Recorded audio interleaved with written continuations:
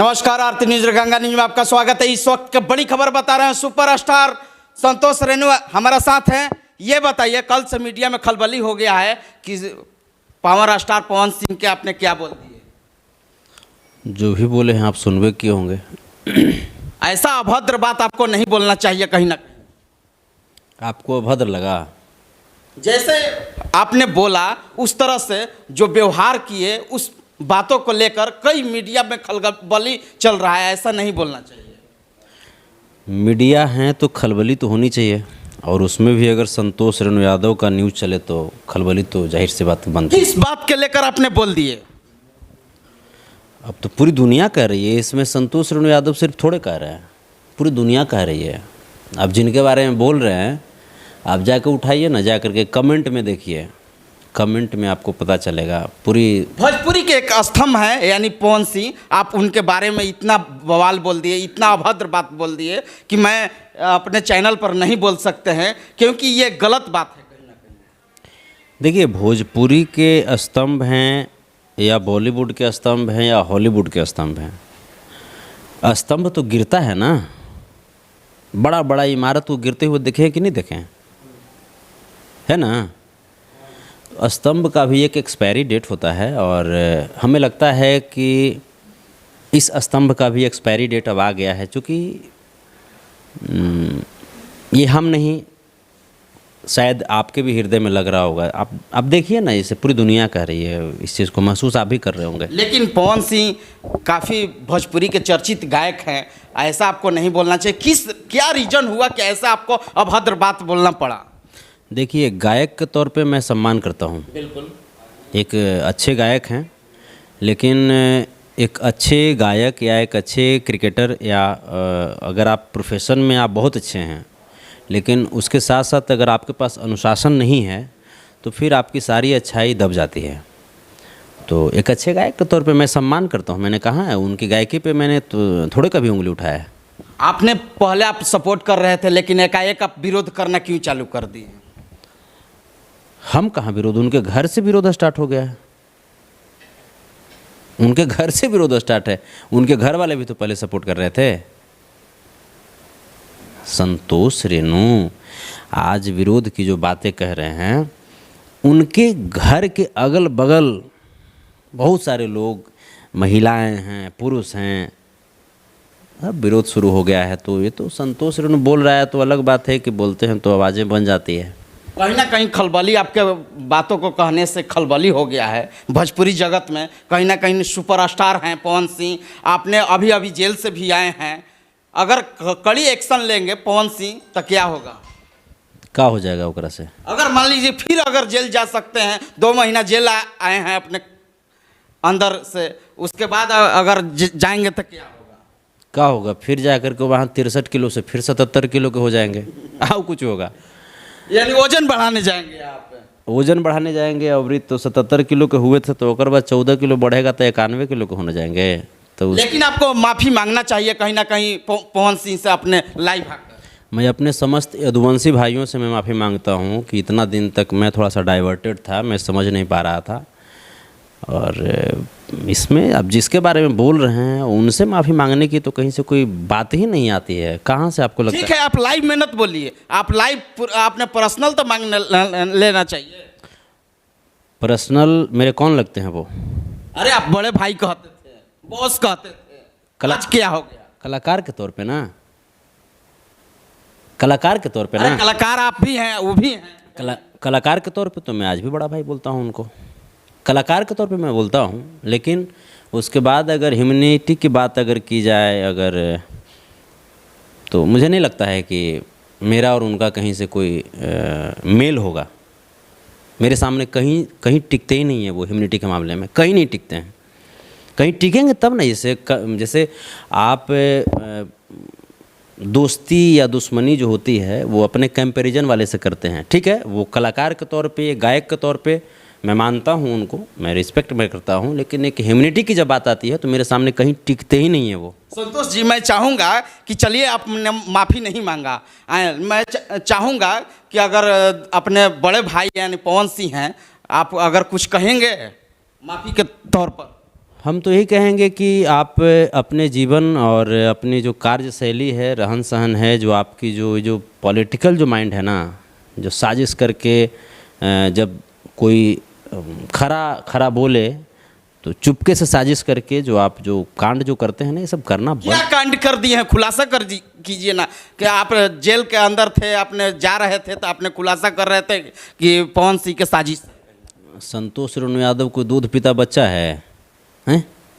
तो आपको कहना है कि अंदर वहीं करवाए थे? मैंने कौन क्या करेंगे जो पता नहीं चलेगा। तो खुलेआम बोल दीजिए ना दर्शक के सामने। तब बोल रहे हैं तो इससे भी एहसास नहीं, जैसे कहने का मतलब सारा चीज़ मैंने खोल के बोलने की ज़रूरत है। वो सब जैसे हमारे जो भगवान हैं सब समझ जाते हैं, वो इसीलिए आपने गुस्साए हैं। एड़ी चोटी सारा कुछ लगा दिए थे ना, यहीं से आपने गुस्साए हैं कि कहीं ना कहीं एड़ी चोटी सारा कुछ लगा दिए थे। मैं सांसद, विधायक, मंत्री, संतरी, तो न्यायपालिका जो है, हमको न्यायपालिका पे भरोसा था। बाबा साहब भीमराव अम्बेडकर की बनाई हुई संविधान पे मुझे भरोसा था, मुझे इस देश पे भरोसा था, मुझे इस देश के निवासियों पे भरोसा था, मुझे मेरे चाहने वालों पे भरोसा था, मुझे दादा श्री कृष्ण के अनुयायियों पे भरोसा था। बाहर आए ना, हमको इंसाफ मिला ना, तो क्या हो जाएगा? पवन सिंह हैं, चाहे आप धवन सिंह रहिए, चाहे चवन सिंह रहिए, कुछ हो रहिए, आप इस देश के राष्ट्रपति नहीं हैं, आप इस देश के प्रधानमंत्री नहीं हैं, आप इस देश के न्यायपालिका नहीं हैं।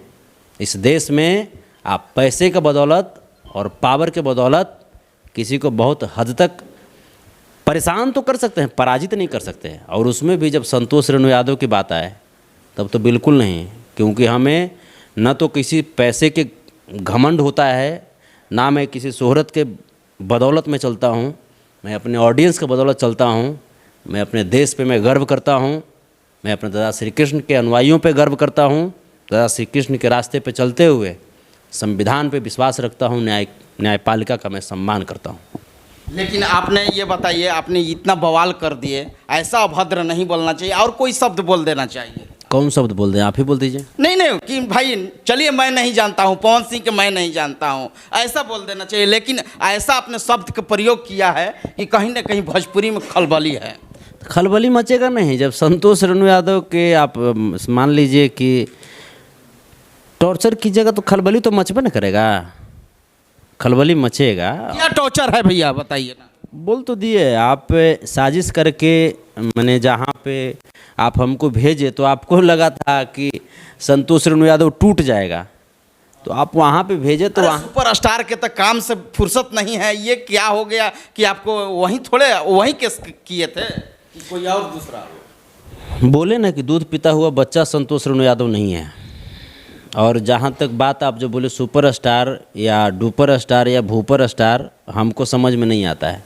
हमको बस यही समझ में आता है कि आप भी गायक हैं, हम भी गायक हैं, और जो छोटे छोटे बच्चे जो प्रतिदिन जो आ रहे हैं, बच्चे बच्चियाँ, सब लोग सुपर स्टार, सब लोग सुपर स्टार हैं। बिल्कुल बिल्कुल, ये तो मैं सत्य बोल रहा हूँ। तो अगर आप राजनीति करके झूठा एक कंट्रोवर्सी क्रिएट करके आप अपने आप को बनाए रखेंगे मीडिया में, और अगर कोई सच बोलने वाला, कोई कड़ा बोलने वाला व्यक्ति अगर सामने अगर आए तो आप उसको साजिश करके उसकी जुबान को बंद कराने की कोशिश करेंगे। अगर आपके बूते के बाहर हो जाए उसको बंद कराने की जुबान, तो आप उसको साजिश करके मुकदमे में फंसाइएगा, ये कीजिएगा वो कीजिएगा, तो भैया हो कितना दिन फंसेबर। अच्छा ये बताइए, चलिए ये बताइए, पवन सिंह अगर बड़ा एक्शन लेंगे तो क्या होगा भैया? ये तो बहुत खलबली हो सकता है।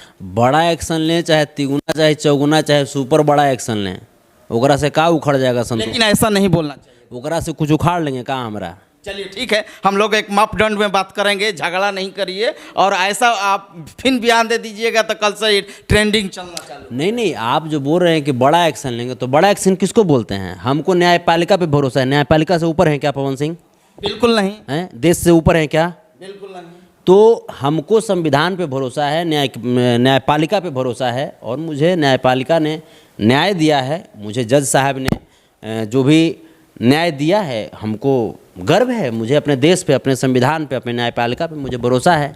तो क्या होगा, पवन सिंह कितनों बड़ा एक्शन ले, चाहे धवन सिंह, चाहे चवन सिंह, चाहे लवन सिंह, जे लेना है एक्शन लेते रहें। हम भाई बोलते तो रहेंगे, बोलते रहेंगे, कड़वा बोलते रहेंगे। सत्य संतोष रेणु यादव को बोलने से कोई नहीं रोक सकता है, क्योंकि इस इंडस्ट्री में सबसे पहली बार जातिवाद अगर किसी ने शुरू किया तो उसका नाम है पवन सिंह। आपका ये मैं नहीं कहूँगा, मैं आपको साबित करता हूँ ना, आप भी कहिएगा, नहीं कैसे कहिएगा, बता दीजिए ना खुल। 16 बरिस के समानमा हो कैले जादू जी ने मनवा, ये गाना किसका है? पवन सिंह का है।